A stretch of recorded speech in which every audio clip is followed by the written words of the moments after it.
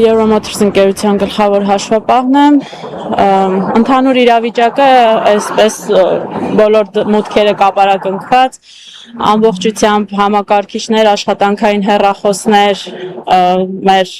սերվերը բոլորը վերցրել են, փակել են դռները, շատ մտահոգիչ է, որովհետև անորոշությունը ամենամտահոգիչն է, որ չգիտենք ոնց պետք է շարունակենք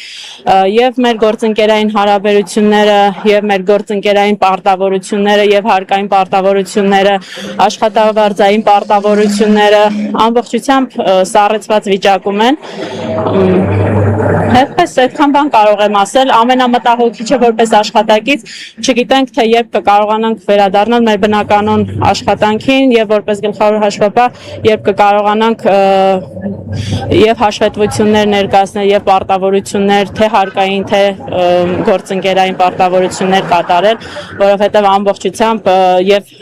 հաշվապահական ծրագիրն է բացակայում եւ սերվերները ամեն ինչ։ Ինչպես եք որակում տեղի ունեցողը, ինչ որ որակում ունեք տեղի ունեցող այս իրադարձությունների։ Որակումներ չտամ, ամեն դեպքում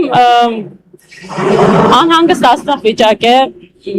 Ես չեմ ուզում քաղաքականացնել կամ չքաղաքականացնել, այդպիսի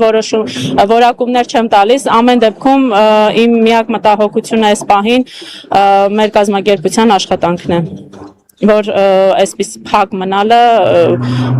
շատ վատ է անդրադառնում եւ իմիջի վրա եւ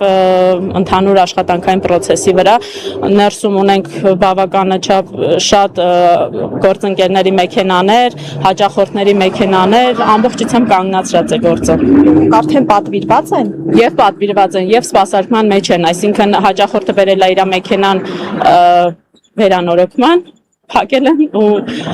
հաճախ նույնիսկ այդ մարդիկ, որ ընդհանրապես կապ չունեն, մենք էլ կապ չունենք ոչ մի բանի հետ, բայց նույնիսկ այդ մարդիկ անորոշ ժամկետով զրկվել են իրենց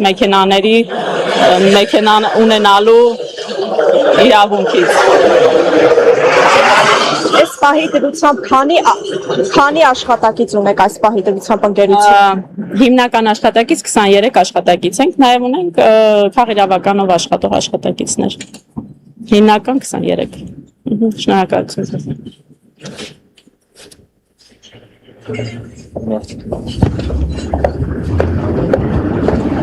Բարև ձեզ։ Ռիմա Ասացյան,